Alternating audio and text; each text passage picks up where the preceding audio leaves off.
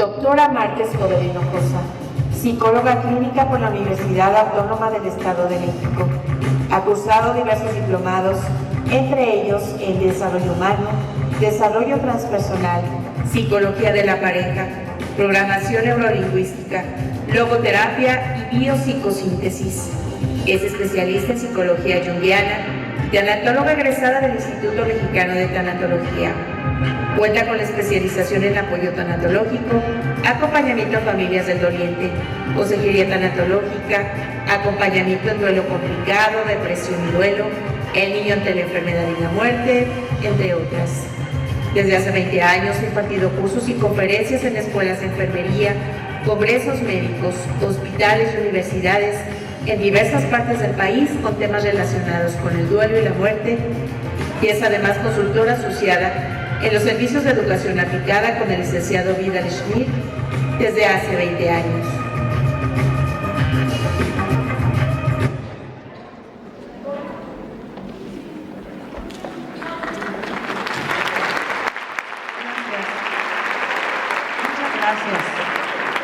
Gracias, de verdad, muchas gracias. Para mí es verdaderamente un honor estar en este auditorio, estar con ustedes. Muchas gracias, Lau. Gracias por la confianza, por estar aquí. Bueno, por esta invitación. Y sí, voy a hablar sobre el duelo, dolor y sufrimiento en el aula. ¿Y por qué en el aula? En estos 20 años que tengo trabajando en tanatología, esto lo saben ustedes, es difícil que lo entiendan en otras áreas, pero ustedes seguramente lo saben. Es muy difícil que entiendan que cuando el duelo no se vive en casa, se vive en la escuela. Es el lugar más parecido a una casa y a veces mucho mejor que una casa. Nuestros chicos, nuestros adolescentes pasan más tiempo muchas veces en la escuela y más comprendidos y con mejor trato.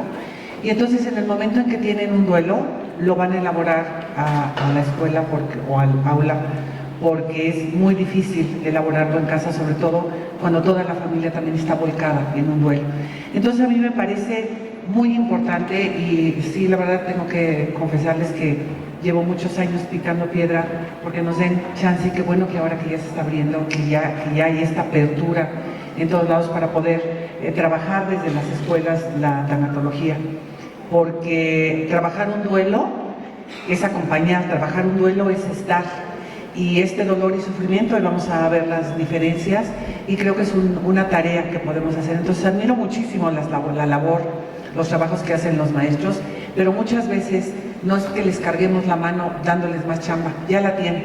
Desgraciada o afortunadamente, ahorita van a ver, para mí es una bendición trabajar en esto, pero a veces no es algo que nosotros busquemos. Cuando el chiquito o el joven llega en duelo a la escuela, no nos queda otro nada más que atenderlo. Yo espero que estos principios, esto que voy a hablar hoy, pues les sirva un poco para que cada quien vayamos poniendo nuestro granito de arena en lo que tenemos que hacer, ¿no?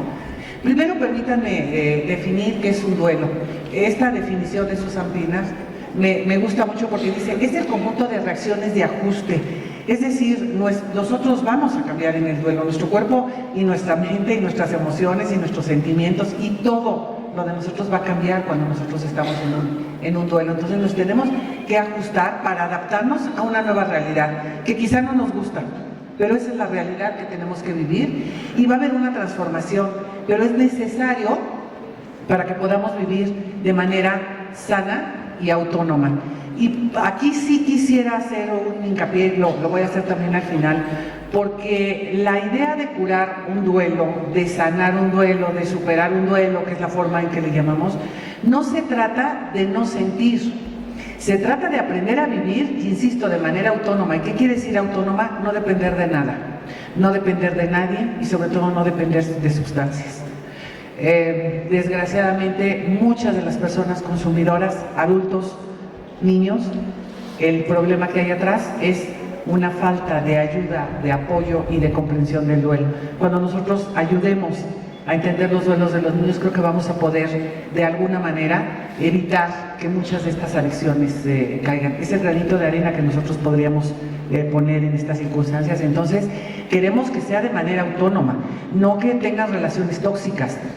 Les digo, no que dependan de otras sustancias, sino que puedan hacerlo verdaderamente de manera sana y autónoma, insisto mucho, y que sean constructivos para la sociedad, que sirvan después de un duelo, y que esta pérdida significativa sí los marque pero los fortalezca, sí los marque pero los haga sentir mejores seres humanos, sí los marque pero que los haga crecer. Y tenemos que empezar a entender también que es una pérdida significativa, porque muchas veces me dicen, a ver, yo perdí, no sé, a mi madrina y también me quedé sin casa y también me tuve que salir y cambiarme a vivir a otro lado y lo pude superar muy bien.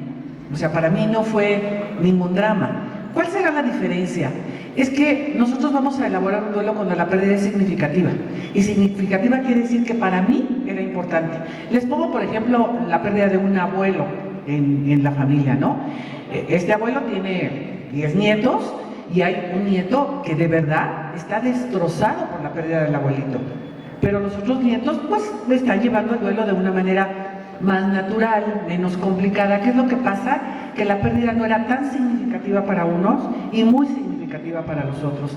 Entonces, cuando nosotros hemos establecido un fuerte vínculo con algo, con alguien, en alguna situación, eso nos va a ocasionar un duelo.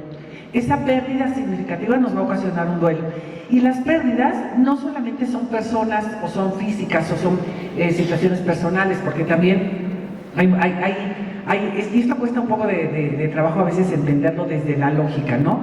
Puedo entender que llore porque se murió su esposo o su hijo, o porque lo cambiaron de chamba, ¿no? O porque se perdió con algunas personas, pero las cosas materiales decimos, bueno, van y vienen. Sí, nada más que hay cosas materiales con las que hemos establecido un fuerte vínculo y no queremos soltarlas y entonces generan un duelo. Te guste o no, están generando un duelo, pero las que más trabajo cuesta elaborar y entender son las simbólicas. Y las simbólicas es qué representaba para mí. ¿Qué representaba para mí esta relación? ¿Qué representaba para mí tener a mi papá? ¿Qué representaba para mí salirme de la escuela, cambiar a otro pueblo, a otra comunidad, según lo que vaya teniendo? De veras a veces es un poco complicado esta pérdida simbólica, porque dentro de las simbólicas englobo también las esperanzas. Hay cosas que para mí significan, hay esperanzas que para mí significan un símbolo, y cerrar estas duele. Les pongo un ejemplo. Yo tengo 40 y pico años de casados, ya mucho. Con mi marido tengo 4 nietos que viven en el extranjero.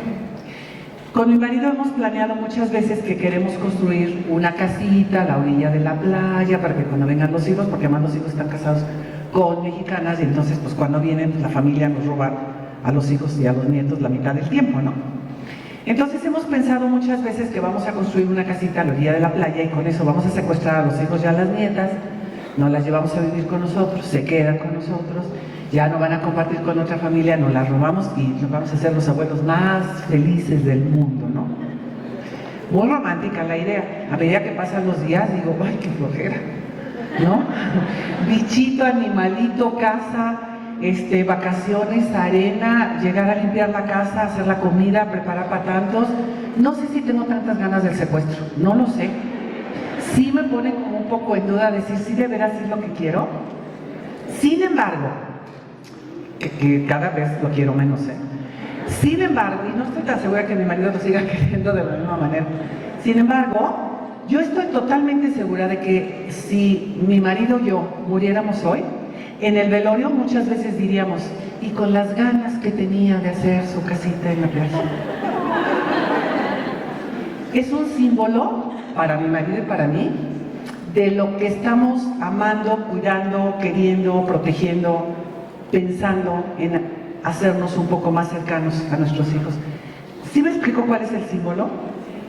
Lo que simboliza ese sueño para nosotros. Cuando nosotros tenemos un duelo, cuando ayudamos a elaborar un duelo a una persona, elaborar los duelos simbólicos, a veces no acabamos de entender, y ahora van a entender por qué es tan difícil un duelo, porque cuando tenemos un duelo, estamos despidiendo a la persona. Muchas veces estamos despidiendo cosas materiales, o sea, vamos a deshacernos de su ropa, la casa se va a desmantelar quizá, el coche le quedará a otra persona, entonces, pero el coche también es un símbolo y entonces también estamos en un duelo simbólico, entonces establecemos un fuerte vínculo emocional con esto y el duelo se vuelve muy, muy raro, muy complicado, muy difícil de entender, porque decimos, ¿no? Ay, ya supéralo. es que no tiene importancia, es que ya pasó, ni que fuera para tanto. Depende de cómo se haya relacionado la persona o el niño con con quien ya no esté, ¿no? Lo pongo mucho, por ejemplo, con una mascota.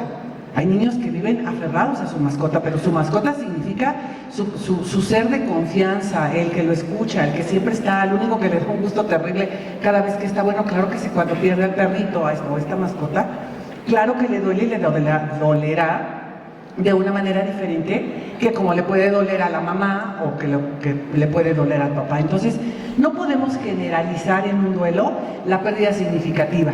Si es una pérdida significativa, si he establecido un contacto con esta persona, cosa material o es simbólica, seguro me va a ocasionar dolor.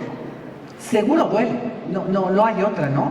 ¿Y qué es el dolor? Es ese sentimiento de pena, de congoja o aflicción que se ocasiona por una pérdida significativa. Entonces duele.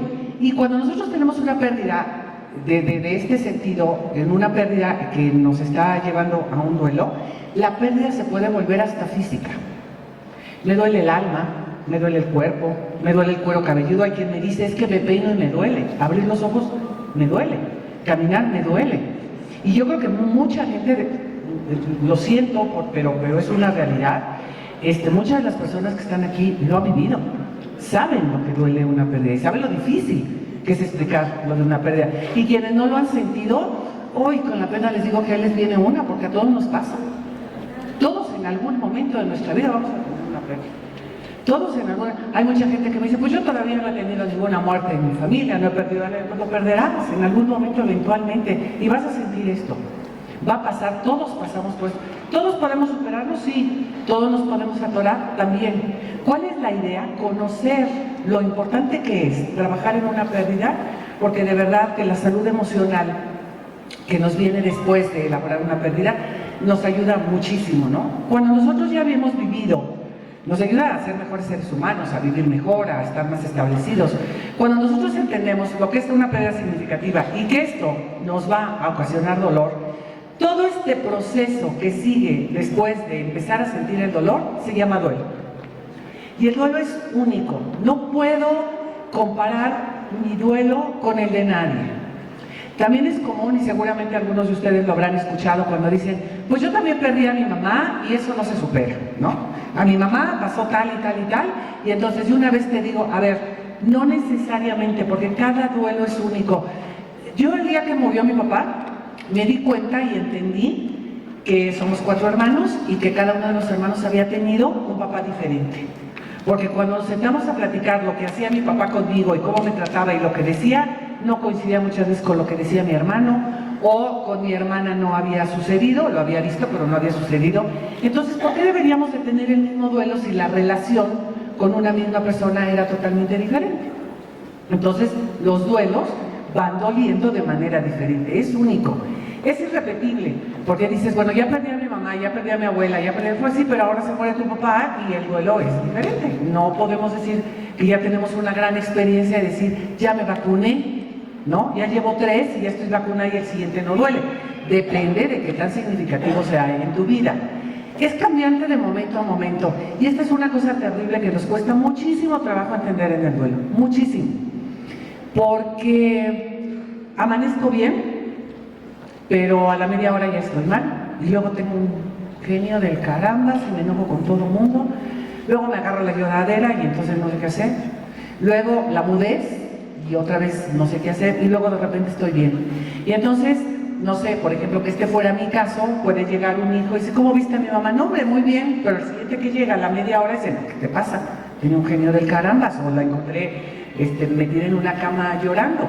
El duelo va cambiando de minuto a minuto, de momento a momento.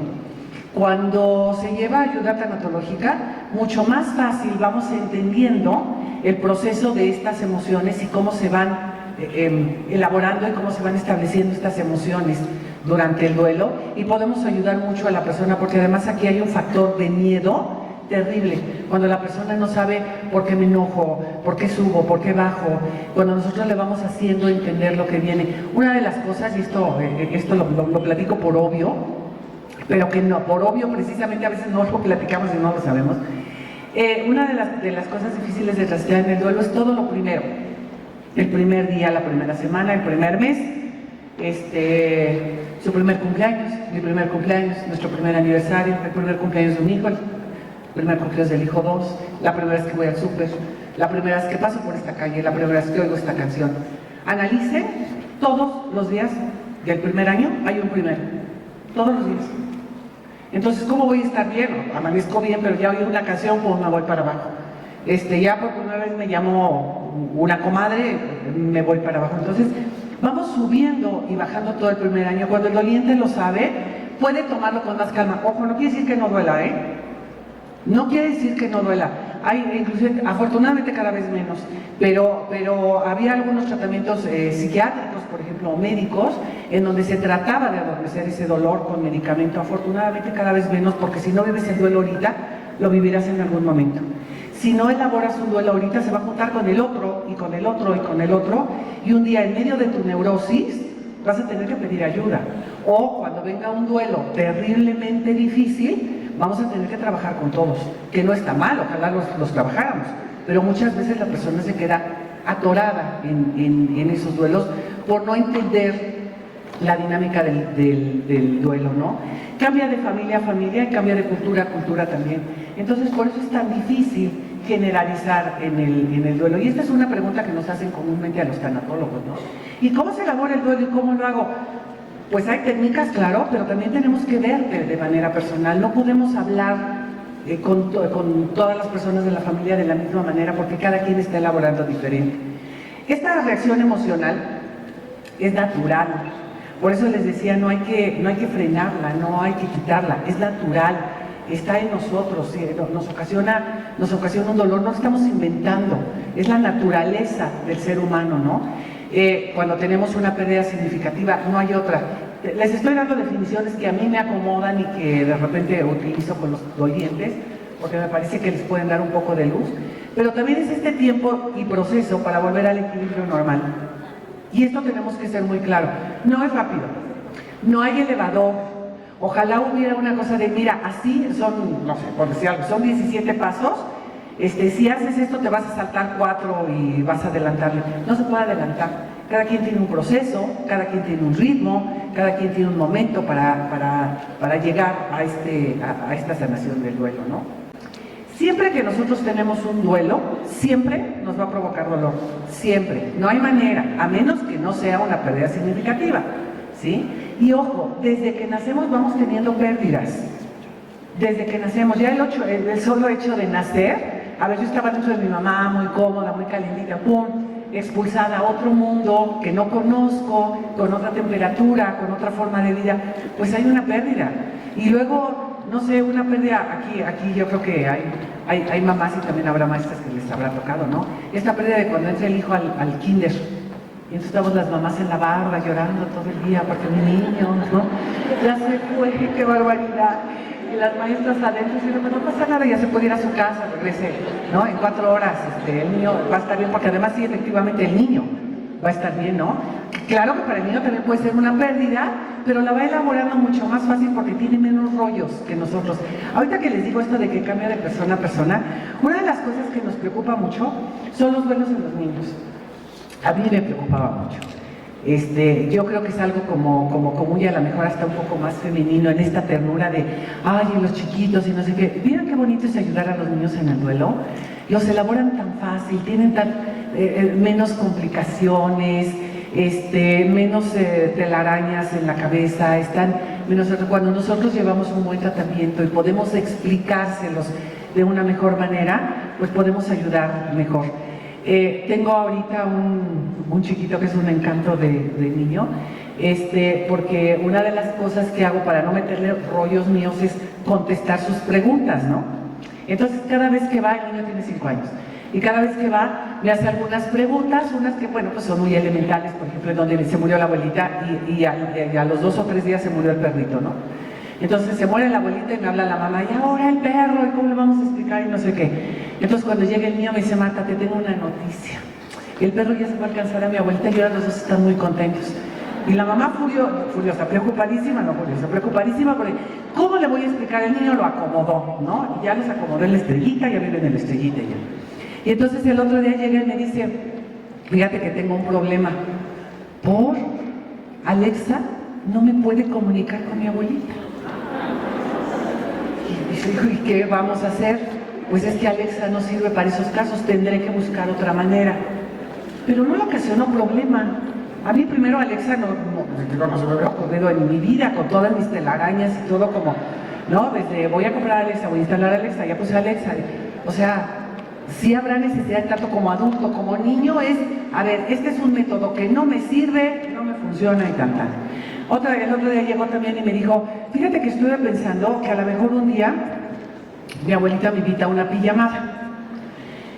Y la mamá hizo cara así como de, ¿cómo le vamos a explicar? ¿Cómo le vamos a decir? Y dice, y yo estoy muy preocupado porque estoy pensando, ¿en las estrellas usarán pijama o no? Esa era la pregunta. Y de repente nosotros nos vamos con unas explicaciones y con unas cosas, bueno, exageradas. Y si nosotros aprendemos a tomar esto, con esto, pensando que cada quien es diferente, cada quien tendrá sus dudas, que ayudemos de alguna manera. Y eso, ojo, esto no quiere decir que el niño no tenga dolor, ¿eh? Claro que está pasando su duelo y claro que hay ratos que lo extraña, pero es diferente a un adulto. No generalicemos ni todos los niños ni todos los adultos para tener muchísimo respeto por el doliente. Entonces les decía, siempre que hay una pérdida, nosotros tenemos un duelo. Y ese duelo se produce porque tenemos una pérdida significativa. Y ese duelo va a producir dolor. Y si hay dolor, no hay otra, vamos a llorar, hay lágrimas. Y ese es otro de los mitos, no llores. A ver, no, sí, llora. Lo que acabas de perder es muy importante. ¿Por qué no llorar? ¿Por qué aguantarse? Es una reacción natural. Tenemos que llorar, pero también, ojo, porque ahora también, luego de repente entran modas y ahora la moda es llora, sí, pero también párale. O sea, es que no lloró, bueno, es que no todas las personas tienen que llorar de la misma manera, por eso les digo, el duelo es diferente. De repente ha habido personas que me dicen, es que tuvo todo el velorio y no lloró, bueno, estaba en shock, pero debió de haber llorado, pero ¿qué quieres que haga? Le pego, ¿no? Le doy dos cachetadas, lo siento, ¿qué hago? Les llegará en su momento. No todos tenemos que llorar de la misma manera. No se trata de la cantidad de lágrimas. Hay quien elabora su duelo más hablando. Y a lo mejor no es contigo con quien tiene que hablar, ¿eh? Porque también esa es otra. O sea, tiene que soltar el dolor, tiene que pasar por este camino de lágrimas. Y entonces a mí no me cuenta nada. Bueno, no le da la gana contarte a ti. ¿Por qué tendría que hacerlo? ¿Por qué tendría que platicarlo? Es que es un niño o un joven y tiene problemas con el duelo y no me los cuenta. Pues, a ver, tampoco te cuenta de su novia y tampoco te cuenta de sus amigos. ¿Por qué tendría que llegar ahorita a contarte qué está pasando con el duelo, no? Entonces, pedir ayuda. Si vemos que algo está pasando diferente, pues entonces yo creo que la solución es pedir ayuda. No todo lo tenemos que aprender a manejar nosotros, ¿no?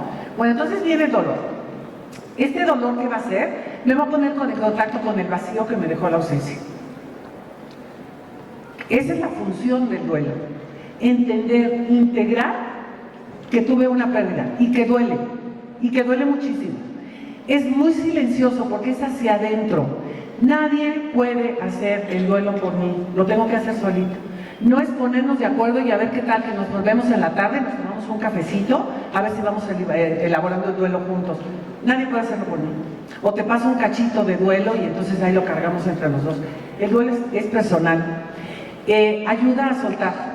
Una persona que aprende a soltar, a deshacerse de algunas cosas, de verdad, miren, hay una consigna dentro de tanatología que a veces suena muy dura y que quien acaba de tener un duelo, por favor no la repitan cuando alguien acaba de tener un duelo, cuando estemos en un velorio, pero una de las cosas que se dicen es que siempre después de una pérdida, siempre hay una ganancia o muchas ganancias. Pero yo no puedo llegar a un velorio y decir, ay, no te preocupes, vas a tener muchísimas ganancias después de esto. Era tu suegra.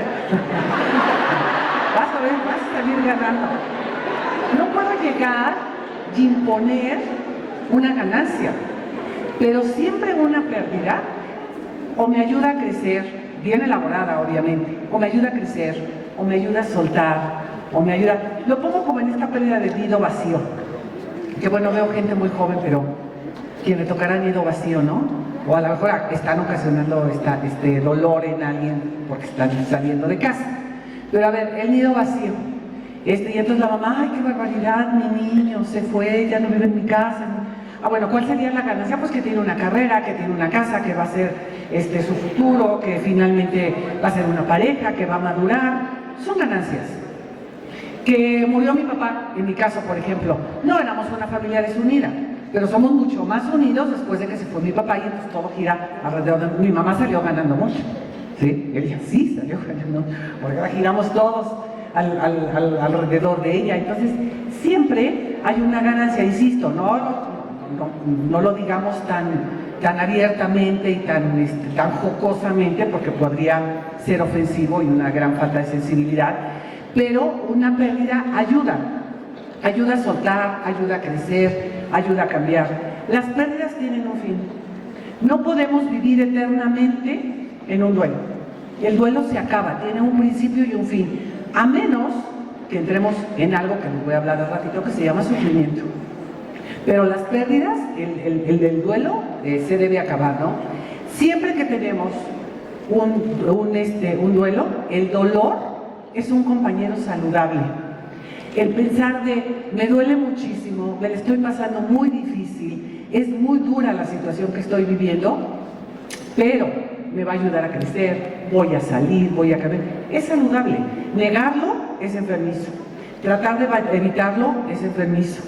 Evadirlo es enfermizo. Me va a llevar a circunstancias que a la larga la vida me las va a cobrar. ¿Cuál es la función del duelo? ¿Por qué tendríamos que pasar un duelo? ¿Y por qué tendríamos que pasar ese dolor? Porque es el único camino para llegar a la aceptación. Y aceptación no quiere decir que esté de acuerdo. Aceptación quiere decir que aunque me duela, esta es la realidad que tengo que vivir. Aceptación es aceptar que esto es lo que hay, o que esto es lo que quedó después de una pérdida. ¿Me voy a tardar un proceso por lo menos de un año? Sí me voy a tardar, pero efectivamente tiene un final, ¿no? Cuando el duelo no va hacia arriba, o sea, si pusiéramos el duelo como un camino, hay un camino hacia arriba, que es el camino del dolor y el camino de las lágrimas, y hay un camino que viene hacia abajo.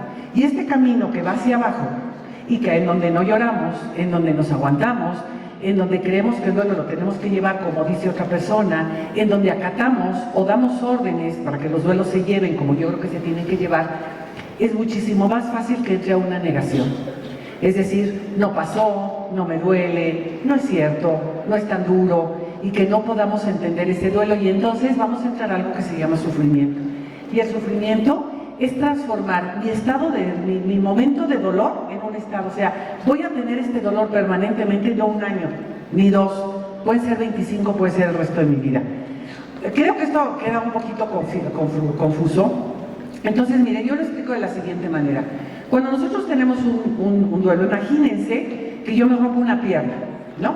Y entonces llego al ortopedista, ¿no? Me opera y después de unos cuantos días me dice, pues señora, ya se puede ir a su casa, ya todo está bien, y váyase a su casa. Pero resulta que llego a mi casa y después de 3, 4 días me doy cuenta de que no puedo caminar. No, o sea, oficialmente, según la operación, estoy bien, pero no puedo caminar. Me duele muchísimo la pierna cada vez que me levanto, ¿no? Y entonces le hablo al doctor y me dice el doctor, pues sí señora, pero eso ya no me toca a mí, la operación está bien, el hueso va soltando bien, su aire está bien, que es lo que a mí me corresponde. Para que usted pueda aprender a caminar otra vez, necesita la ayuda de un terapeuta. Y entonces busco un terapeuta que me enseñe a caminar nuevamente. Ese es el trabajo del tanatorio. Enseñar a caminar nuevamente a una persona que por alguna razón se lastima, le duele y no puede caminar. Este tanatólogo va a venir y le va a enseñar pues a caminar primero a pasearse, porque no va a caminar él, a pasearse en una silla de ruedas. Después usará muletas, después usará una férula, después poco a poco empezará a caminar a lo mejor con un bastón y empezará a caminar sola esta persona y se podrá empezar a movilizar y aparentemente todo está bien hasta que llegue un momento en que pueda hacerlo solito y ya no necesite la ayuda del terapeuta.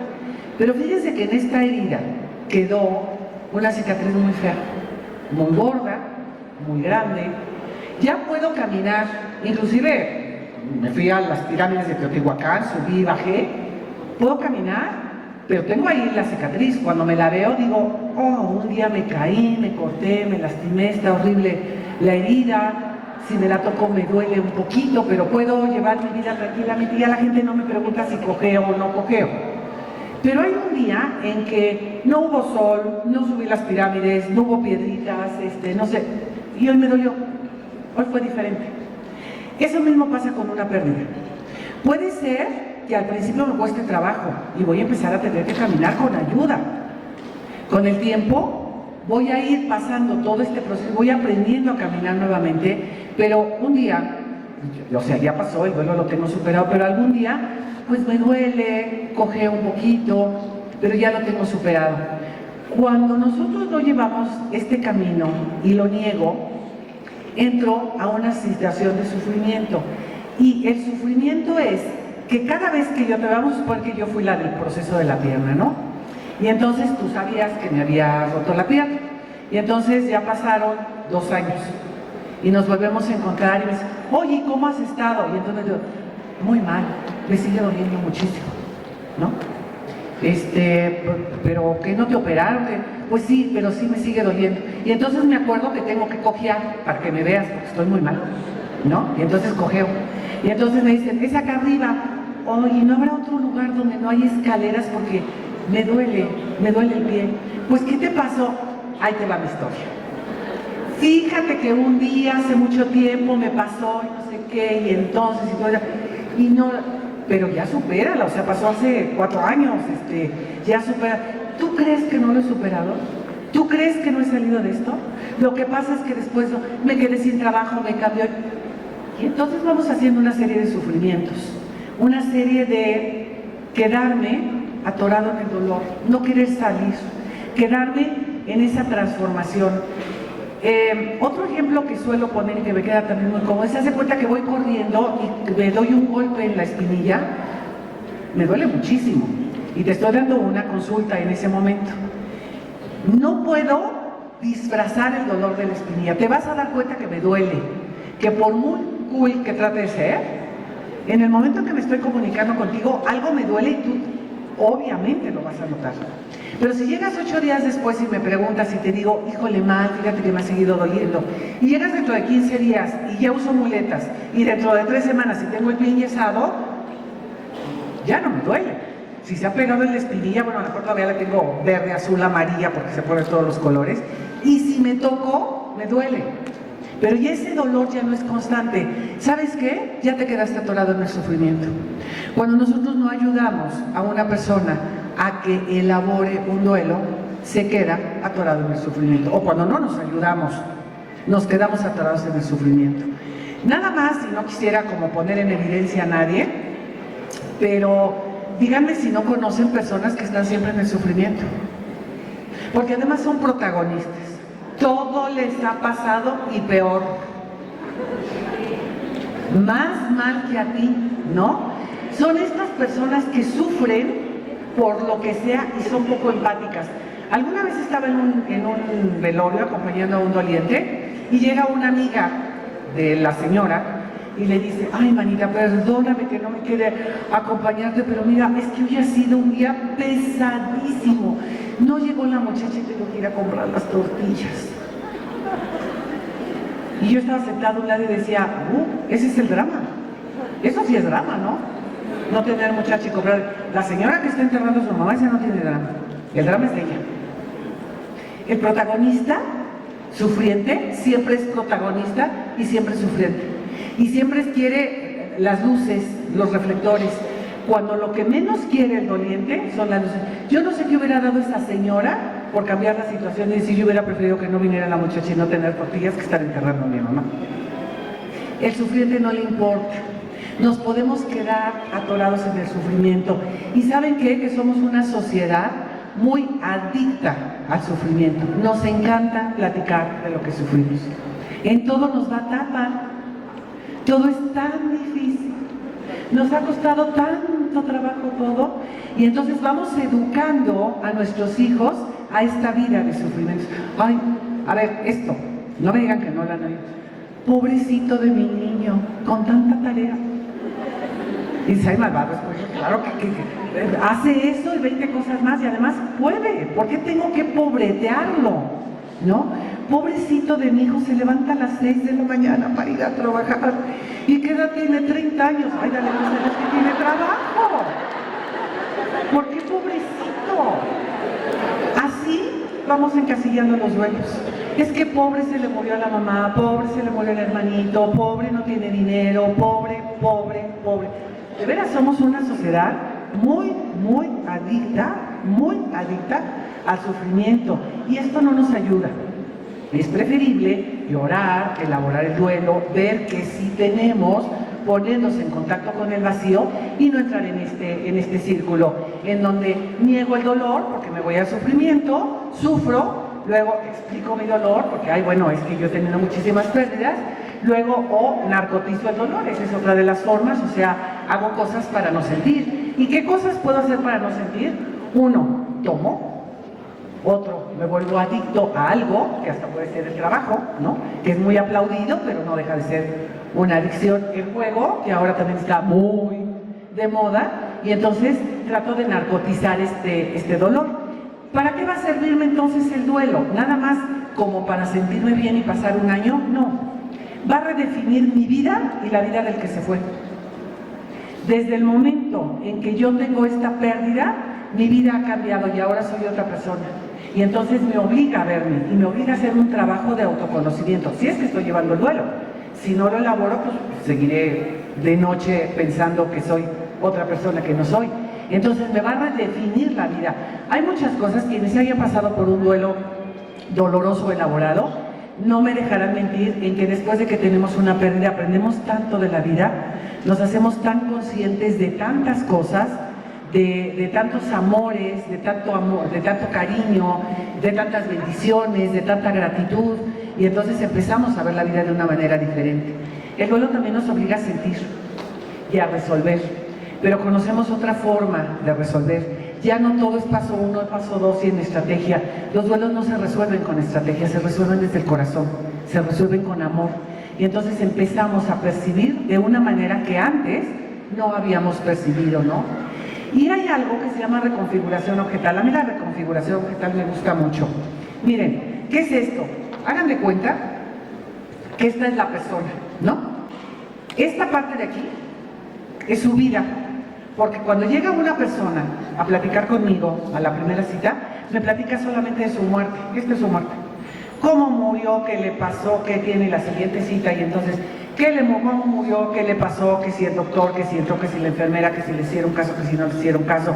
¿Que si no fue el único? ¿Que si hubo dos? Todo esto es la vida.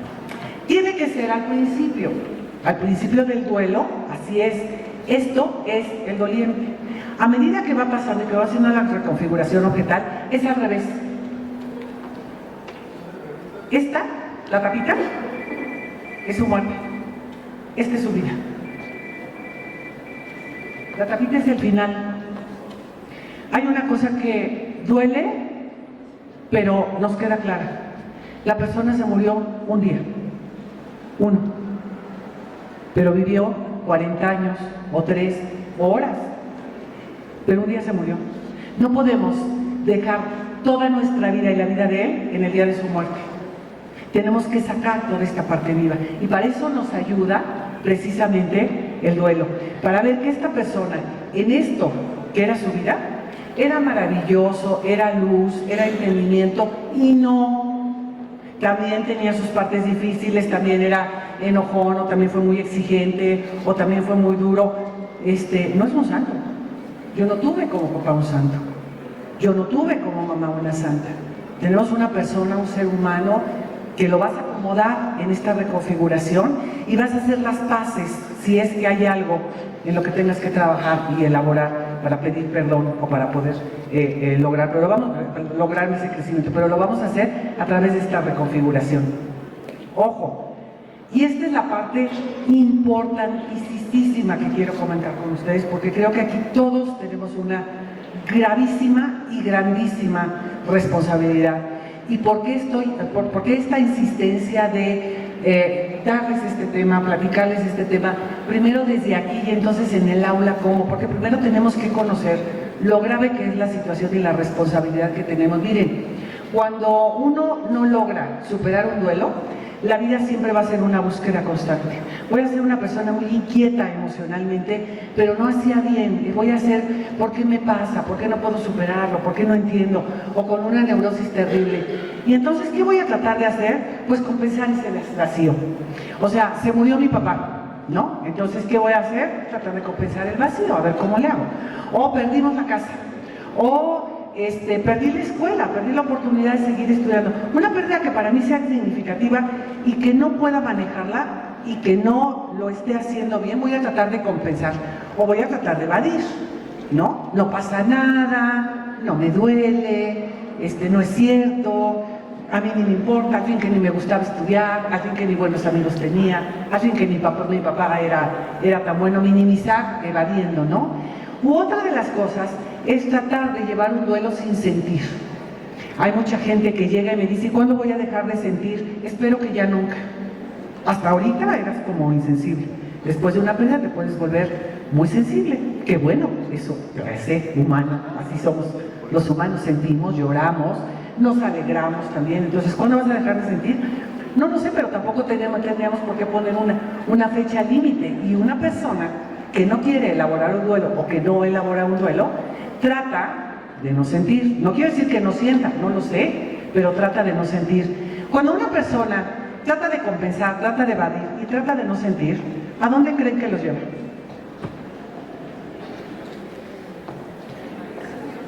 ¿Perdón?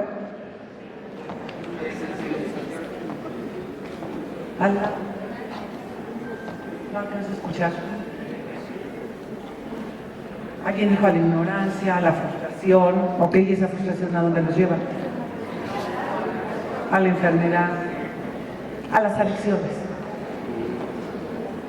No hay mejor manera de compensar, evadir y no sentir que una adicción. Y entonces de repente vemos a un señor, no sé, 30, 40 años, con problemas de alcoholismo, con una pérdida muy dolorosa a los 7 años.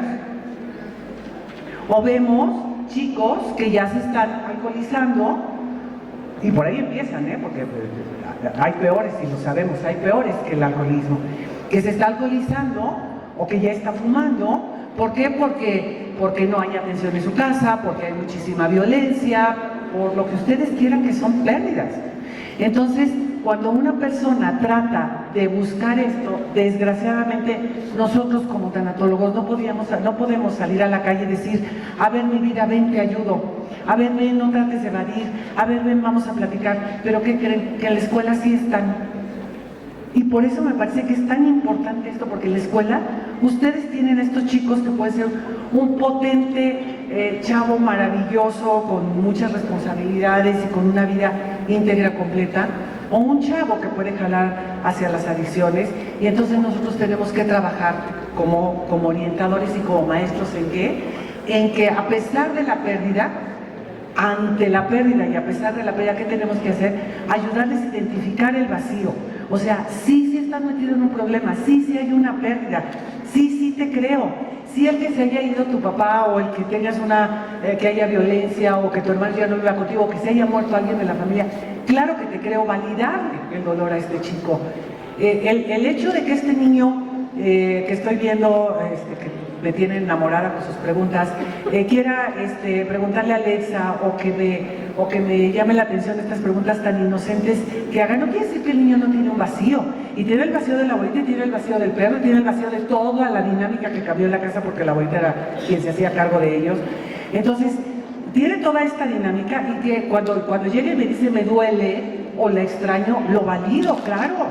No es de, no pasa nada, no sientas. ¿Qué tengo que hacer? Que identifique ese vacío, que sepa que tiene ese vacío y que ese vacío no se va a llenar. O sea, no tiene que llegar otra abuelita ni le tiene que comprar otro perro para que sustituya eso. ¿Y qué vamos a hacer? Confrontar el dolor. El que cuando me digan, ¿me duele? Sí duele, y duele muchísimo.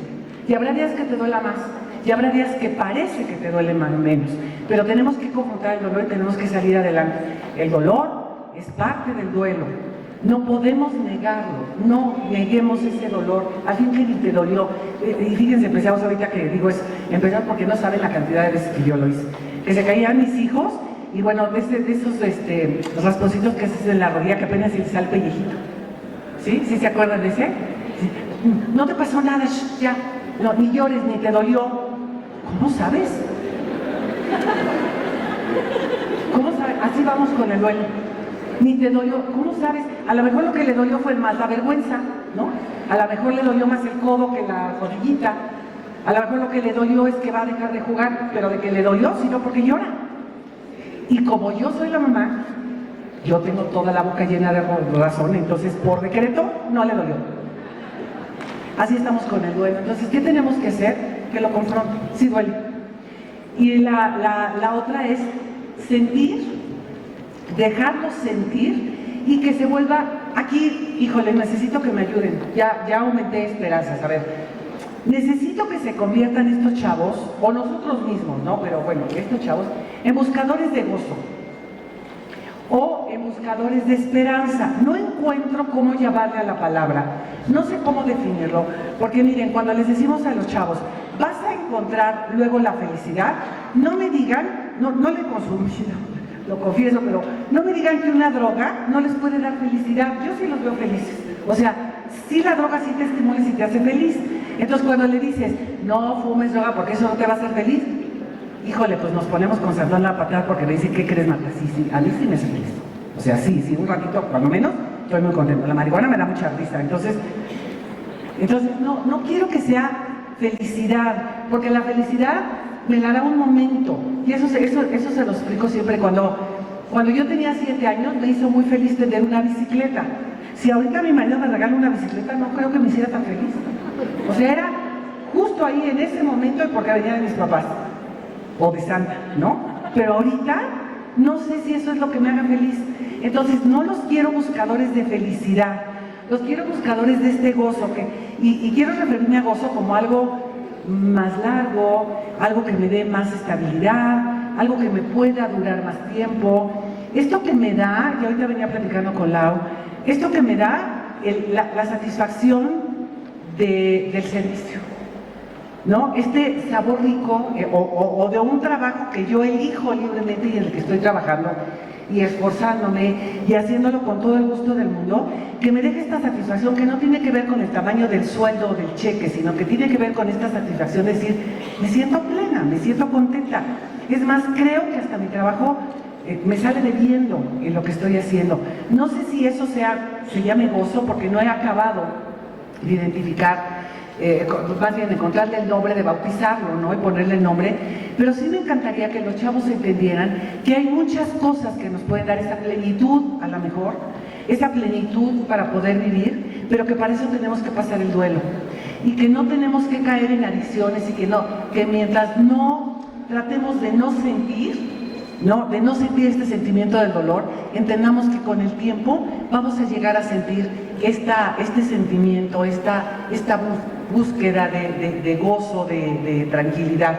Y entonces, todo esto, ¿por qué se los platico si al final la plática se llama duelo, dolor y sufrimiento en el aula?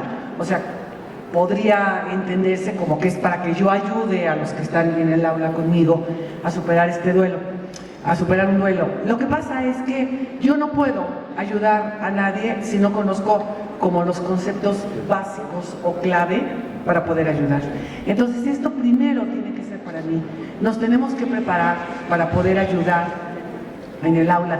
Y de verdad, créanme que me encanta que sean ustedes nuestros aliados en tanatología para poder ayudar a los chavos, pero por otro lado digo, híjole, pobres maestros, como si no tuvieran suficiente, y ahí les va más chamba, ahora también tienen que ayudar en esto, no tienen que sacarlo. Pero a ver, después de la pandemia, lo que pasa es que la pandemia nos hizo evidente muchísimas cosas, muchísimas. Yo creo que todavía no alcanzamos a dimensionar las consecuencias de lo de la pandemia. Hubo matrimonios que se acabaron, hubo matrimonios que se afianzaron, hubo gente que se fue de su casa, ¿no? Hubo quien ya no quiere salir de su casa, ahora hay este síndrome de la cabaña, ¿no? De de gente que no quiere salir y que se quedó atemorizada, y que no se volvió antisocial después de esta situación. O sea, todavía no hemos acabado de dimensionar todo lo que pasó, pero hubo muchísimas pérdidas durante la pandemia. No nada más el irme a casa y trabajar desde una computadora, no nada más el haber hecho los 2 primeros años en una escuela en donde no sabía ni dónde estaban los baños, ni si tenía tiendita escolar, ni dónde era mi lugar, porque estuve metido en una casa. No nada más esos, sino además hubo familias en donde se murieron muchísimas personas. Entre la abuelita, la tía, me tocó atender un caso de una familia que decidió irse a vivir, eran 2 o 3 hermanas y decidieron irse a vivir juntas con los papás para no pagar tantas rentas y para poder atender a los niños y no sé qué. Y bueno, 6 miembros de esa familia murieron, ¿no? Entonces, aunque la tía no era tan cercana antes de la pandemia, pues todo este tiempo que estuvieron conviviendo se volvieron muy cercanos. Entonces, de verdad las familias se la pasaron muy mal. ¿Y en dónde llegan a elaborar ese? Como todo el mundo estaba en duelo, pues cada quien anda, pues ahora sí que en la loca, ¿no? ¿A dónde llegan a pasar ese duelo? Al aula. Y si yo no sé cómo trabajar ese duelo, primero tengo que integrarlo en mí. Primero tengo que saber yo qué es el duelo, qué es el sufrimiento, cómo lo llevo al sufrimiento, de qué lo prevengo, dejarlo llorar, acercarme, qué es lo que tendría que hacer con eso.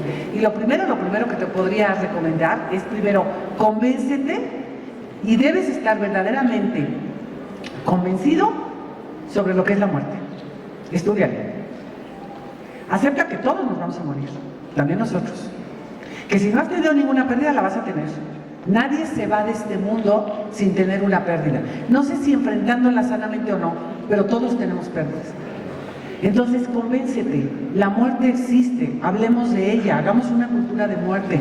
La muerte no es nada más el 2 de noviembre, poner una ofrenda y llorar, pues es que es muy sano, pero no es nada más eso.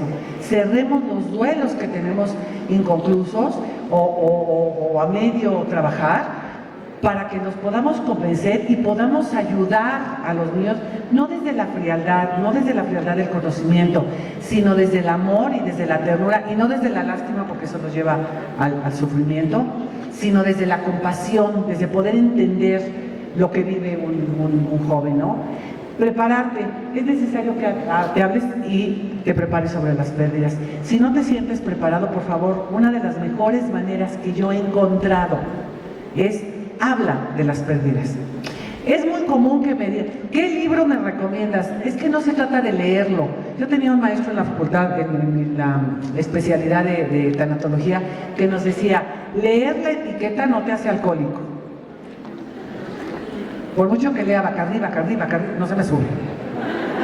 Sigo igualita, ¿no?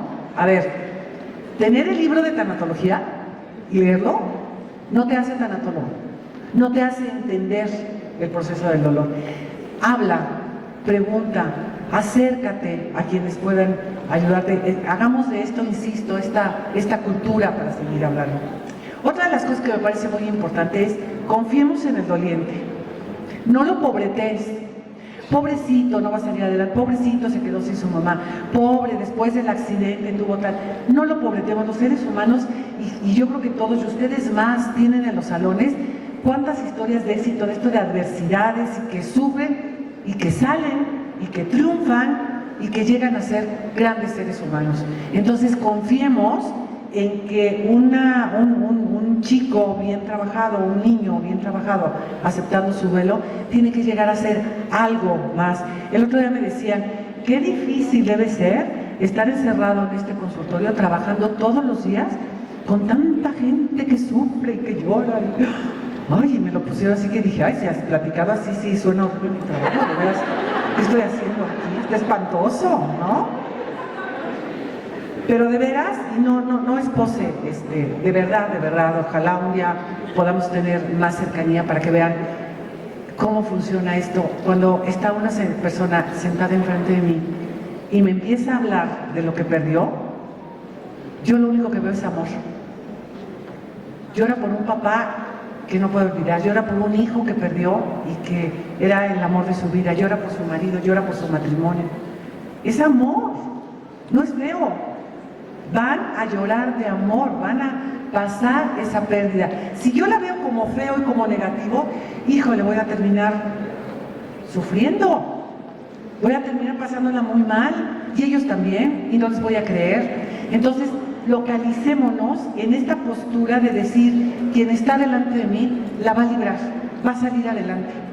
Voy a tomarme de la mano de él y voy a estar, porque eso es lo importante. Un doliente lo que necesita es que esté. Entonces, necesito confiar en el doliente. Y lo último es enseña que a pesar de que estas cosas que nos han metido en la cabeza, de que te ves horrible llorando, te vas a hacer viejito y arrugado si lloras, te vas a enfermar si lloras, por favor, enseñamos que a pesar de que estamos viviendo un mal momento, nos amamos y nos queremos. No es el mejor momento de nuestra vida o no es el mejor momento de tu vida, pero yo estoy en el trabajo que a mí me gusta, haciendo lo que quiera y puedo estar contigo y puedo acompañarte en este momento, ¿no? ¿De qué va a depender? ¿De qué va a depender la respuesta que tengan estos niños cuando nosotros estemos con ellos ante un duelo?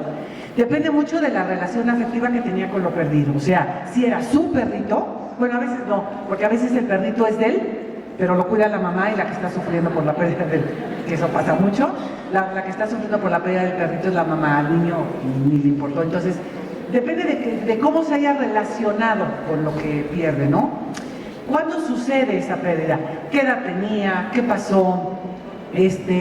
¿Cómo fue? No es lo mismo una muerte súbita a una persona que le da, por ejemplo, un ataque cardíaco o una persona que muere en un accidente, que al abuelito de 95 años que lleva 4 infartos, hoy se lo volvieron a llevar al hospital por 10ª vez y a mediodía les avisa que se murió. Pues sí duele, pero pues ya llevan por lo menos unos añitos como despidiendo al abuelito, no es tan drástico como la otra pérdida, ¿no?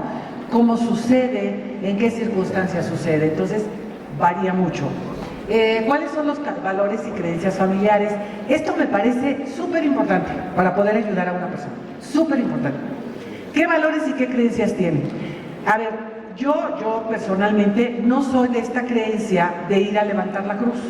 No sé de mi familia, no lo hemos acostumbrado. Pero, por ejemplo, la chica que trabaja conmigo, no nada más asistiéndome en casa, sino se ha vuelto secretaria, compañera, que de verdad, sí, el día que me falle es una gran pérdida, porque nos hemos hecho muy amigas. Esta chica, sí, cuando ha perdido algún familiar, pues va a levantar la cruz. No le puedo decir que no vaya, porque está trabajando para mí, porque para ella ese día es muy importante. Entonces tengo que aprender a considerar las creencias de la otra, poderla apoyar. Si para esta persona es importante hacer su rosario, por ejemplo, no le voy a pedir que me venga a ver a las 6 de la tarde justo cuando son los rosarios. Tengo que respetar el que vaya a cumplir con este ritual. A mí, en lo personal, a mí, esto lo hago la aclaración, no me parece necesario abrir la caja y ver a la persona que ya murió. No lo haría, no lo he hecho con mis seres queridos, pero reconozco y honro a la persona que sí lo hace porque está dentro de su cultura y de su tradición. Lo mismo que cremar o enterrar y como otras muchísimas cosas. Entonces, cuando nosotros estamos acompañando a una persona a pasar su duelo, tenemos que ser muy respetuosos. Y no después ir a decir, ay, ¿cómo se les ocurre? ¿Por qué hicieron eso? ¿Por qué hicieron de comer? ¿Por qué llevaron mole? ¿Por qué las señoras en la cocina?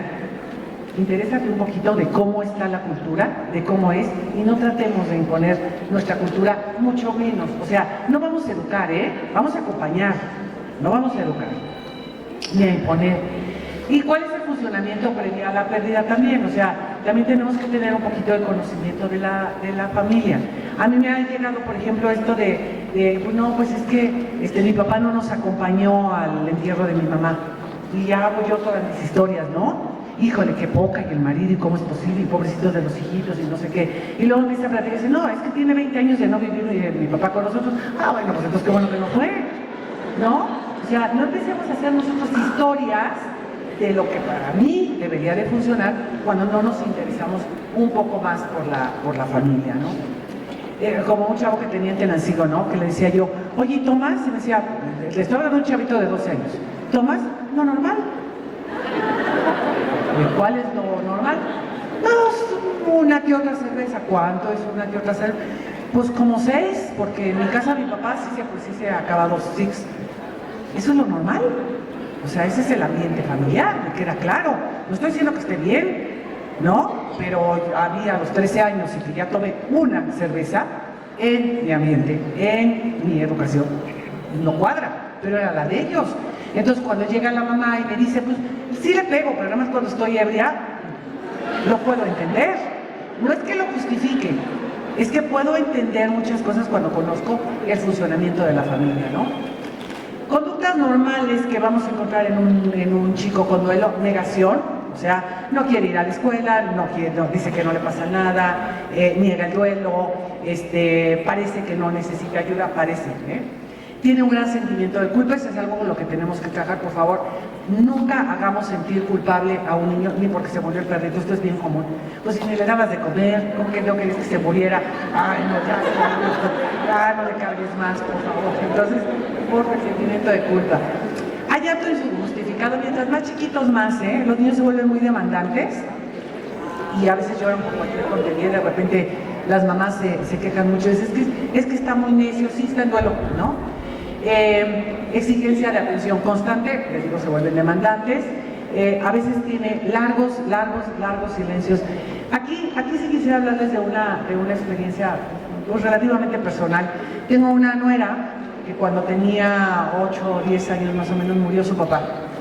Y entonces yo alguna vez le platicaba cómo había vivido en la escuela ese año de la muerte de su papá. Y entonces me decía, de lo más solitario. Fue un año muy difícil, terrible, que no me acuerdo ni siquiera de las amigas que tuve. Lo único que me acuerdo es que con la muerte de mi papá no me daban ganas de platicar. Y entonces estaba en el salón y la maestra les dijo a mis compañeras, respeten su dolor y déjenla solita. Y todo el año nadie volvió a jugar conmigo. Y eso es de lo que me acuerdo. Estar comiéndome una torta en la banquetita del recreo y nadie me dirigía y no me preguntaban. Nadie se daba cuenta de que no estaba mi papá, de que mi mamá iba a llegar hasta las 5 de la tarde porque no tenía quien me recogiera, de que me tenía que salir temprano para ir a recoger a mis hijos. Pero nadie me decía, ¿qué tienes? ¿Qué te pasa? Porque las niñas había esta consigna porque la maestra dio por hecho que necesitaba esa atención. A eso es a lo que me refiero con estos dolores que podemos causar. Una pérdida más grande, ¿no? Insomnio, pesadillas también. Es normal hasta cierto punto. El niño vuelve a soñar con la abuelita, no se quiere dormir sola o con quien haya perdido, con el perrito, ¿no? A veces se vuelven muy agresivos. Y ojo, el que sean agresivos no quiere decir que sean majaderos. Contestan feo y hay que parar esa agresividad, no podemos llegar a la majadería. Y muchísimas veces regresión, es decir, se comportan como chiquitos, ¿no? A lo mejor el niño ya avisaba para ir a hacer pipí y ahora no avisa, ¿no? ¿Cómo ayudarlo? Y aquí es otra de las partes importantes que creo que como maestro se puede hacer muchísimo. Es importantísimo los límites y los hábitos. Los voy a hablar primero para casa. Si hay una pérdida en mi casa y de repente llega una visita, sale otra, vienen a darme el duelo, entonces no hay hora de venir a dar un abrazo y entonces no hay hora de lavarse los dientes, no hay hora de escuela, no hay nada, todo se desestructuró en mi casa. Cuando al niño le sigues conservando las rutinas de hábitos y de reglas, al niño le da mucha estructura porque todo lo demás cambió. Alguna vez una chiquita que se murió su hermano en un accidente, esta niña tenía 4 o 5 años, su hermano 15, ¿no? Y cuando una de las veces que estábamos jugando, ¿no? Jugando y coloreando, y entonces le decía yo, independientemente de tu hermano, ¿qué extrañas en tu casa? ¿Qué te haría falta hoy para que hiciéramos hoy en tu casa y pudiéramos como trabajar por ello? Y me decía, ¿quién se va a sentar en qué silla? Porque desde que se murió mi hermano, llega la tía Rosita con galletas y se sienta donde le da su gana y no respeta el lugar de mi hermano. Porque llega mi papá y entonces le cede su lugar a no sé quién. Y yo lo que me urge es saber en dónde me voy a sentar de hoy en adelante. Parece mentira que algo se vuelva tan importante. O sea, ¿qué lugar ocupo en esta familia? ¿Quién va a ocupar el lugar de mi hermano? Y todo esto se trastoca cuando nosotros tenemos un duelo. Entonces, ¿qué me da mucha estructura? saber que pase lo que pase, mañana en la mañana tengo que ir a la escuela, que pase lo que pase tengo que tener el uniforme, que pase lo que pase tengo que hacer la tarea, que pase lo que pase tengo que lavarme los dientes. Esto le da un sentido, le da una dirección dentro de mi dolor. Yo no puedo cambiar los reglamentos en un salón, puedo hacer ciertas excepciones, pero no puedo cambiar el reglamento de la escuela porque el niño está en duelo, porque no le estoy haciendo bien. Ese consentimiento lo llega a tener otra pérdida, que es lo que no quiero. Entonces, conservar estas reglas de, a ver, aquí vienes a las 8, puedo entender que a lo mejor hoy iban a dejar la cruz o a levantar la cruz, o que hoy había una misa y que no puedas venir no sé, a las 6 de la tarde, que tenemos clases y que no puedes venir. Lo puedo entender y puedo hacer una excepción hoy y poder entender esta parte, pero las reglas siguen siendo las reglas.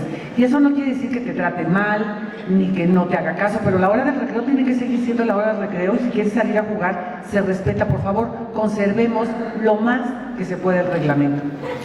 Hay que permitirle recordar a la persona que ya no esté. Va a estar triste, sí, y a lo mejor va a llorar contigo. El problema de un duelo es que cuando alguien, o sea, yo soy una persona que no ha estudiado tanatología, y entonces veo a alguien que viene enfrente de mí con un duelo y digo, oye, si llora, ¿qué va a hacer? No, mejor no quiero estar aquí. Me da cosa que llore, porque entonces no sé cómo manejarlo. Cuando es tan fácil, pues si llora, pues que llore. Si quieres acompañarlo, pues acércate, acompáñalo, no pasa nada. Si se puede, si quieres, no pasa nada, ¿sí? Cuando un niño o un joven tiene un duelo y lo puedes acompañar y puedes estar con él, pues estaría maravilloso, ¿no? Entonces permítele recordar a la persona, aunque eso a veces a nosotros nos incomoda un poco. Ten la disposición para estar y que sienta tu empatía, apoyo y amistad. Y estar es estar, ¿eh? Una forma de acompañamiento es estar. ¿Cómo es rico esa compañía que viene y se sienta conmigo? No me critica, no me juzga, no me dice qué tiene que hacer, pero la siento aquí cerquita. Pero se va hasta allá, ¿no? Está en el otro extremo, ¿y qué crees? Que también la siento cerquita. O sea, está con todos sus sentidos, me está acompañando. No hay necesidad. Hay dos clases de acompañamiento. Un acompañamiento es de apoyo, y el apoyo es, por ejemplo, en un velorio. Me lleva un refresco, le acerca los Kleenex, me dio un poquito de alcohol, me consigue un platito de frutas. Ese es apoyo, o sea, me da cosas prácticas que necesito. Pero hay una cosa que se llama acompañamiento, que es maravilloso, que es siempre supe que estuviste. Hasta cuando no estabas, yo sabía que estabas. Y eso es lo que tiene que sentir un chico con nosotros, porque toda su casa está vuelta loca de dolor. Entonces el chico tiene que sentir que hay una persona que, aunque no esté en ese momento, está ahí, está acompañando. Y anticiparse a los posibles miedos. ¿Cuáles son los miedos? Voy a seguir estudiando, ¿qué va a pasar con mi mamá? Si yo pudiera explicarle un poco, y si no, igual y conozco la situación, pero si no la conozco, es acompañar, abrazar y llevarlo mucho a no preocuparnos antes de que sucedan y cambien las cosas. Anticiparnos a que no tenga miedo, no a resolverle el miedo, porque no todos los casos podríamos hacerlo, pero es, no te preocupes y no tengas tanto miedo, porque todavía no sabemos qué va a pasar. Esperemos a que la situación pase, y entonces nosotros estar de acompañantes de estas personas, ¿no? Aquí es muy importante que le hagamos sentir que estar triste no es malo. Fíjense que es muy común cuando llega una persona a duelo y que tiene sobre todo problemas de alcoholismo, el que me diga, es que si yo no voy, y lo deben notar ahora muchísimo con los chicos, si yo voy a una fiesta y no tomo, todo el mundo va a pensar que estoy triste. Tomo para que me vea feliz. Y ahí algo estamos haciendo mal los papás y la sociedad y los chavos, todos estamos entendiendo mal, que no necesitamos beber para estar contentos, y que además es malo no ser tan eufórico y tan feliz. Pues qué, ¿no? Se lo voy a decir, suena horrible, pero espero que aquí me disculpe, pero ¿y qué que sea jetón? O sea, ¿por qué siempre tengo que tener la sonrisa en la boca? ¿Por qué siempre tiene que estar perfecto? Porque pues hoy no. ¿Y qué tiene? Necesito una cerveza, o necesito meterme algo para que pueda parecer y estar feliz. Entonces, hagámosle sentir a los chicos que estar triste no es malo, que es una emoción igual que todas las otras emociones, de que sus afectos son tontos, o sea, que porque se murió el perrito no lo vamos a menospreciar, a lo mejor para él era importante, o su abuelita porque estaba muy viejita, o su papá porque era muy pegalón, o sea, que si es su afecto, nosotros tenemos que validar esa pérdida. Es importantísimo que el chico no se sienta culpable de que lo hizo porque va a estar pagando esta condena el resto de su vida, y de que sus afectos son reemplazables. El de, no te preocupes, hombre, ya terminaste con la novia, luego te consigues otra. Así, pues, y sí, ojalá sí, ¿no? Pero dale chance a que pase este duelo. Es que te vamos a recuperar con otro perrito, dale chance a que pase este duelo. Muchas veces cuando hay segundos matrimonios, o sea, la mamá enviuda o se divorcia o papá y se vuelve a casar, hay que preparar al chico para esto, o sea, no es reemplazarle, la señora que llega no es tu mamá, el señor que llega no es tu papá, es una pareja de papá o de mamá y hay que preparar a los chicos para eso porque también esa es una pérdida que muchas veces se complica porque les hacemos sentir a los chicos que son reemplazables y luego no queremos que los chicos tengan ciertos problemas o estabilidad para tener una relación o para ver el matrimonio o los compromisos de una manera diferente cuando hemos vivido esto en donde todo es reemplazable o desechable, ¿no? Y bueno, termino diciéndoles algo que para mí me parece muy importante y que es el mensaje que me gustaría darle a mis dolientes, sobre todo a los chicos y a los niños, a los jóvenes y a los niños, y que me encantaría que fuera el mensaje que como maestros diéramos en el aula, ¿no? Que me parece muy importante. Tú me importas. Eso es importantísimo. O sea, si estoy aquí es porque tú me importas. Y hasta el último momento que estemos juntos, haré todo lo que esté a mi alcance para ayudarte a vivir sanamente y en paz. Y sanamente quiere decir sin adicciones. Y en paz quiere decir en paz, con gozo, con felicidad. Pero no esta felicidad efímera, sino esta felicidad que dura. Creo que ese es el trabajo que tenemos que hacer, obviamente como tanatólogos, mucho como maestros y muchísimo como padres de familia. Pero creo que si no entendemos esto para nosotros y lo integramos, nos va a costar muchísimo trabajo poder fluir. Aparte de ser educadores en toda esta enseñanza, en todas estas capacidades que tienen todos los chicos, en esta compañía que hacen ustedes todos los días, esta es una chava que quizá no le habían puesto nombre, pero que han hecho, y que lo agradecemos y que lo reconozco muchísimo, o sea, que sin conocimientos han tenido que recibir a chicos en duelo y han tenido que trabajar. Yo les pido, por favor, que nos preparemos más y que hagamos que esta generación de chavos que viene, esta generación post-COVID, sea una generación fuerte, que el COVID nos haya enseñado eso, a superar pérdidas, a ser fuertes, pero saber que nos tenemos unos a otros siempre para apoyarnos y para ayudarnos. Muchísimas gracias por su atención. Gracias por escucharme esto que vengo a compartir con ustedes. Muchas gracias.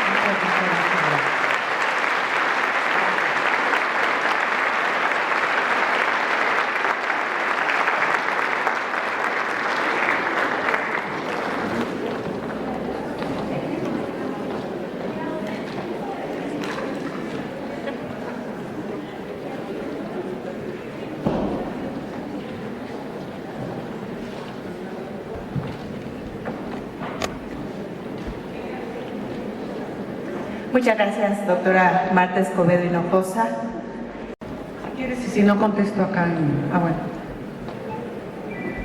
A ver, una vez para no ir perdiendo mucho tiempo, ¿hay otra pregunta? Para no ser...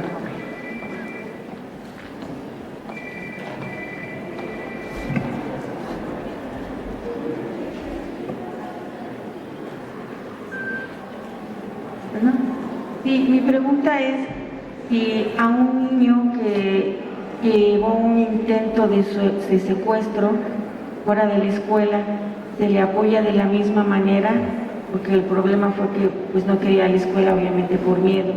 Lo que usted nos dice es el mismo proceso. Sí, aquí hay un proceso de pérdida de esto que decíamos, de esto simbólico, la pérdida de la confianza. Y no es el único que lo está perdiendo, hay mucha gente que estamos perdiendo esta confianza, a salir, a movernos, a todo esto, a la seguridad. Sí, se trabaja en un proceso de duelo, se trabaja con él.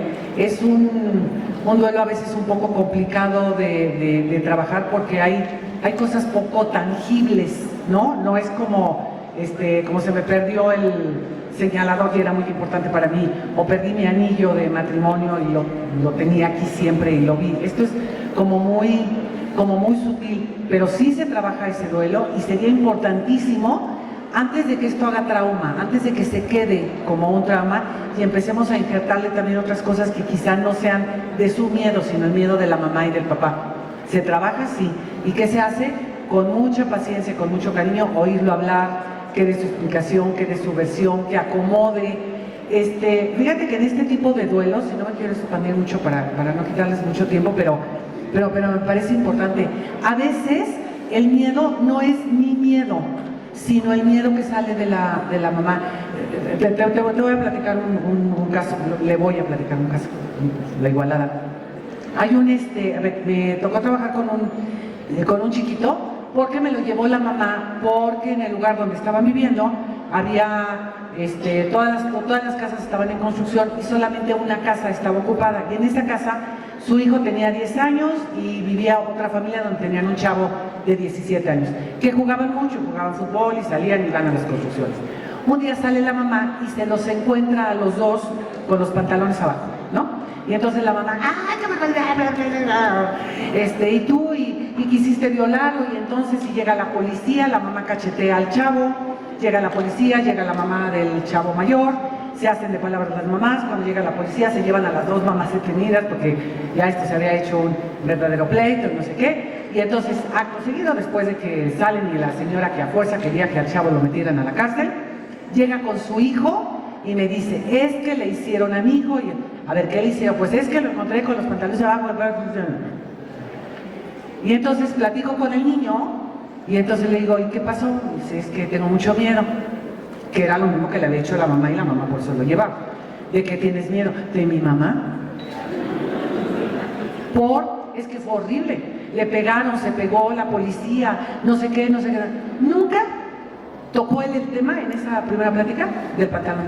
¿Qué había pasado? Ya después, ¿qué había pasado? Había una competencia de ver quién hacía pipí lo más lejos. Y tenía un miedo y un pánico, mamá, policía. O sea, primero hay que investigar cuál es el miedo del niño. Claro que cada vez que iba, la mamá le decía, y ahora le dices, que también te tocó. Y me decía el niño, pues sí me tocaba. ¿Y cómo te tocaba? Pues cuando estábamos jugando, cuando estábamos, no sé, cuando me daba una torta, igual, sí me tocaba, pero no el tocamiento que la mamá estaba pensando. Entonces tenemos que separar el miedo de la mamá, el miedo de la familia, lo que le han llegado a decir y lo que pasa para él, ¿sí? Lo que es su realidad. Y entonces podemos apoyarlo desde su realidad, sin tampoco no me refiero a no le des importancia a lo demás, pero no nos clavemos tanto en el miedo de los demás, si es que lo que estoy atendiendo es a un niño, sino ver cuáles son los miedos del niño. Y sí se le puede ayudar y creo que tiene muchas posibilidades de salir adelante y desgraciadamente, y lo digo con muchísimo dolor, hay muchos. Es un caso ya común, pero sí se puede ayudar. Muchas gracias. Acá había otra mano. Buenas tardes. Buenas tardes. Para preguntar, por ejemplo, igual tengo el caso de una alumna que se puso a llorar y ahora sí que fue a mi cubículo. Entonces, nada más le pregunté, ¿todo bien? No, ¿le puedo contar algo? Sí, es que empiezo a tener miedo y no sé por qué. Ok. Y de repente como que se acordó, me dijo, es que mi mamá ya es mayor, entonces no sé qué va a pasar después. Y sí, la mamá en algún momento ha ido a la escuela a preguntar cómo va su hija, etcétera, la niña va bien académicamente, pero sí la señora sí es mayor. Entonces, y le comenté, pues trata de hablar de esa situación con tu mamá, a lo mejor es un tema que no han podido hablar, ¿no? Trata de hablarlo o preguntarle si tiene algunos otros familiares. Tratando yo a lo mejor de que el miedo pues de tratara un poco de disparse y también de que buscar una alternativa, ¿no? Bueno, si tu miedo es que a lo mejor vas a quedar sola por tu mamá, que nada más vive con su mamá, pues a lo mejor que otros familiares conoce, o hazle la plática que otros familiares hay que vivan cerca, que vivan en otra parte, y a lo mejor como que de ahí poco a poco se vuelva la plática, ¿no? Y se calmó y me dijo, sí, cierto, le voy a preguntar si no tengo otros familiares. O puedo quedarme aquí un momento, le dije, sí, nada más no te tardes mucho porque va a la otra clase. Y se quedó como 10 minutos más, me dijo, ya estoy mejor, maestro, gracias por escucharme, y se retiró. La pregunta es si en ese sentido fue correcto haberle manejado eso, de que tuviera otros familiares, amigos, conocidos. Sí, y te voy a decir una cosa más importante que hiciste, sí, el decir, a ver, yo solo no puedo o no me corresponde cuando no puedo hacerlo, que bueno, pidan ayuda, sobre todo ahora que existen estos programas para pedir ayuda y porque los tienen tan cerca de ustedes, pues me parece maravilloso. Pero yo creo que existe una cosa más importante todavía que el abrirle este camino. Cuando ustedes han oído hablar mucho de la inteligencia emocional, y la inteligencia emocional es aprender a utilizar las emociones en el momento correcto, toda la definición que ustedes quieran. Yo les voy a decir a mí que me parece tener esta inteligencia emocional y no ser un incapacitado emocional o un analfabeta emocional, que ahora también se utiliza mucho. El analfabeta emocional es aquel que no sabe cuáles son sus emociones y no las sabe porque no los ha emitido. ¿No les ha pasado, y espero que me digan que sí porque si no me siento como loca, pero no les ha pasado que muchas veces las han juzgado o los han juzgado de enojones y en realidad lo que tienen es que están cansadísimos? Dice, ¡ay, qué carota! ¡Ay, es que tienes un genio! Pero a ver, el problema es que ni yo sé qué tengo. Ni yo sé qué tengo, entonces me vendo como la enojona y entonces paso a la historia como la esposa enojona, la mujer enojona, la mamá enojona, la profesional enojona. Cuando yo asumo y acepto que estoy cansada y digo, no, tengo un cansancio por tal, he tenido no sé qué, es más fácil que me respeten. Pero le estoy poniendo el sentimiento correcto a la actitud correcta, ¿me explico? Y entonces la gente empieza a respetarme. Cuando yo le doy una oportunidad a las personas de que hablen, la misma persona va encontrando el sentimiento. Por ejemplo, llega una persona y me dice, es que fíjate que he estado muy triste. Y le veo la cara y digo, no corresponde esa cara que tiene a triste. No. Y entonces le digo, ¿muy triste? Sí. Bueno, lo que pasa es que oí una canción y entonces me puse como romántico triste. Sí, romántico triste. Se llama nostálgico. No quiere decir triste. Hay una gran diferencia entre me comporto triste y me comporto nostálgico. Oigo una canción, me acuerdo que puse romántico, qué bonito estuvo el momento, ya. Pero no es esa tristeza que me lleve a la cama. ¿Sí me estoy explicando? Cuando nosotros le ayudamos a una persona que identifique cuál es el sentimiento, qué es lo que está pasando, ¿cuántas veces no te han dicho, es que tengo miedo? Y no es miedo. Puede ser cualquier otra emoción. A mí la que me sale más fácil de ubicar, porque seguro seguido me pasa, es la de cansado y enojado, ¿no? Cuando vamos entendiendo esas emociones, vamos aprendiendo a leer de manera diferente, nos vamos aprendiendo a leer de manera diferente y entonces puedo experimentar mi duelo de otra manera. Ese trabajo se hace muchísimo en tanatología, porque no es lo mismo estar triste que estar cansado, que estar enojado, que estar feliz, que estar orgulloso, que estar... Vamos haciendo toda la gama de emociones, que estar desesperado, que estar frustrado, ir encontrando esas emociones, porque entonces vamos a poder saber cómo actuar. Muchas veces te digo, tengo muchísimo miedo y lo que pasa es que puedo tener cualquier otro sentimiento que hasta que no lo ubico, entonces empiezo a trabajar en consecuencia. A mí me da la idea que lo que usted hizo con esta chiquita fue ayudarle a ubicar exactamente el sentimiento para que actuara como tenía que actuar. Y entonces es mucho más fácil tener una actuación sobre mí, no sobre lo que me están imponiendo. Muchísimas gracias. ¿Alguien más? Sí, yo. Buenos días. Buenos días. Jessica, vale.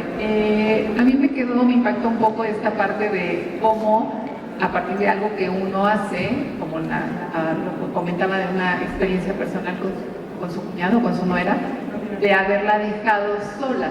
De alguna manera, uno frente al aula puede determinar muchas cosas y factores.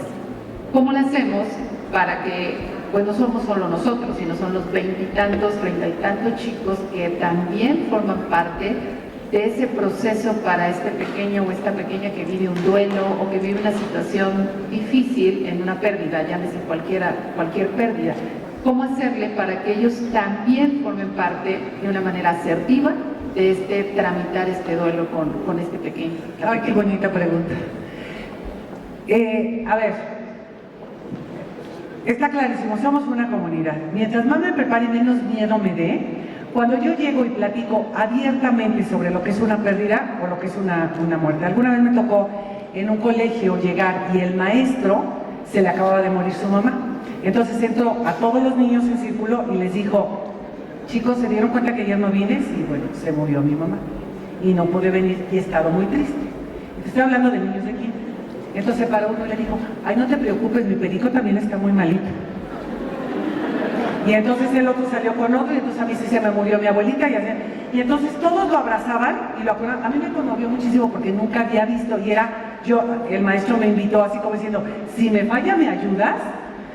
Pues sí, lo rescatamos. No hay necesidad, los niños se entienden. Es esta parte donde digo, confiemos.